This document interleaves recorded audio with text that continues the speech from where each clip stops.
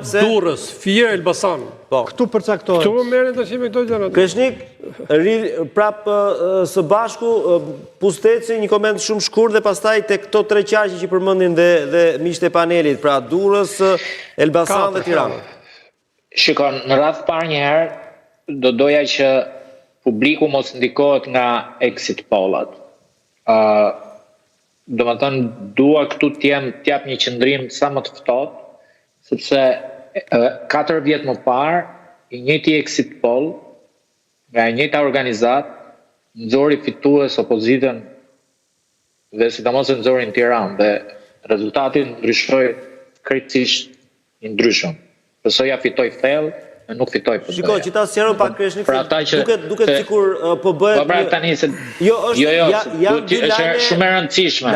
Se kur i referohesh një exit pollit, një organizate ka një background se sa është përputhur rezultati i exit pollit të kësaj organizate me zgjedhjet e tjera. Exit polli i kësaj organizate me zgjedhjet e tjera, unë kam qenë në të njëjtën studio me personat që bën exit pollin, nuk kishte përputhje. Sepse nxorën barazim ose pa besueshmëri, kaq. Pra sepse exit polli është shumë i vështirë në Shqipëri. Për shembull, e kam shumë të vështirë të besoj që këta që organizojnë sondazhe kanë çuar në fshatrat e Vorrës, Prezës, Peqinit, Cerrikut, Gramshit intervistues. E kam me shumë dyshim këtë, e para. E dyta, ndaj të njëjtin mendim me zotin Babaramo dhe zotin Sula, që fati i zgjedhjeve në Shqipëri varet nga 3 qarqe, që janë Tiranë, Elbasan, Durrës. Pse? Sepse në tërsinë e vet, jugu shkon majtas, veriu shkon djathtas. Nëse do të marrim një garë, nëse ka garë. Ka më të vogël mandatash veriu. Patjetër. Veriu ka, dhe këtu është e avantazhuar Partia Socialiste, sepse numri i deputetëve të jugut të Shqipërisë, pra Vlorës, Fierit, Beratit, Korçës etj. Janë dy fishi i Kuksit, Dibrës, Lezhës dhe Shkodrës. Pra Shqipëria mesme nda prap, që është bërë sot. Dhe që Partia Demokratike të sjellë rotacion në Shqipëri, duhet jo të shkojë barazim Tiranë, Durrës dhe Elbasan, po t'i fitojë ato.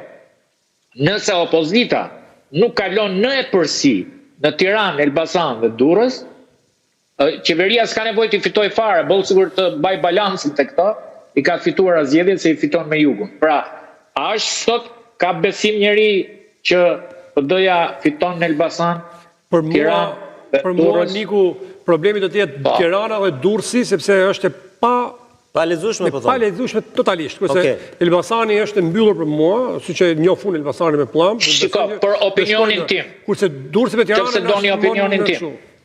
Në opinionin tim, është shumë e vërtetë ajo që thot zoti Sula, Tirana dhe Durrësi kanë një konkurrencë shumë të fortë, por është shumë e avantazhuar në kryeqytet Partia Socialiste për faktin se, vetëm ta mbaroj, dashi një sekond. Pse është avantazhuar? Sepse nga të gjitha studimet, votat e partive të reja, e 9 partive, kryesisht, gryen nga votat opozitare.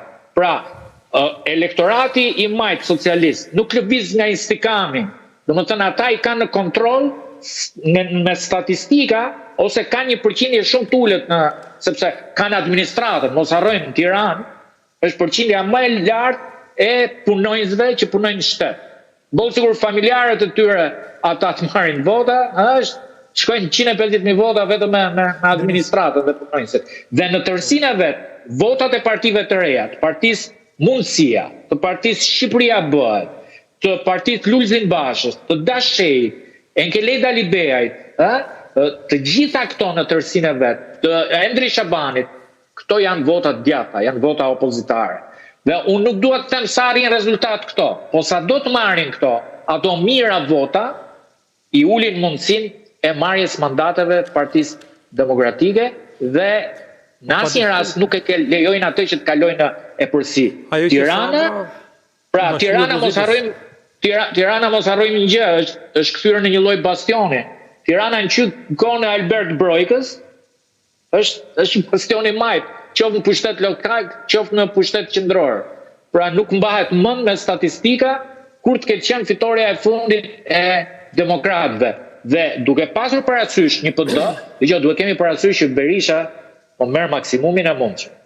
Unë mendoj që u çua nga hiri dhe po merr maksimumin e maksimumeve dhe është iluzion të shpresohet që mund të tejkaloj këtë. Pra, realisht kanë qenë përpjekje titanike të mundshme, një lideri me përvojë, por që ka krejtësit pamundur të sjellë rotacionin politik, sepse në Tiranë nuk e sjell dot, në Elbasan jo dhe në Durrës padyshim që nuk ka lënë e përse. Denis, unë duhet të pyesja zotin Sula, se u bëri një prognozë shumë të zymt për opozitën.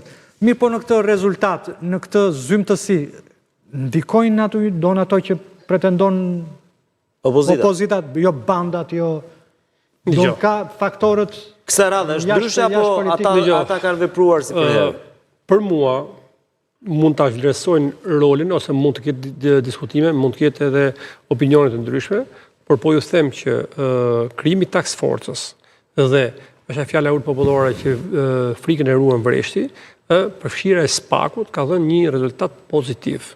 Pse po them këtë? Nëse në zgjedhjet e kaluara dhe në zgjedhjet e tjera më parashme, policia ka qenë keq përdorur nga pushteti, është hera e parë që po të shikosh që ke kontestimin në një portal thoshte, citonte zotin Ali Zoti që thoshte policia në Elbasan ka qenë më keqe se sa bandat.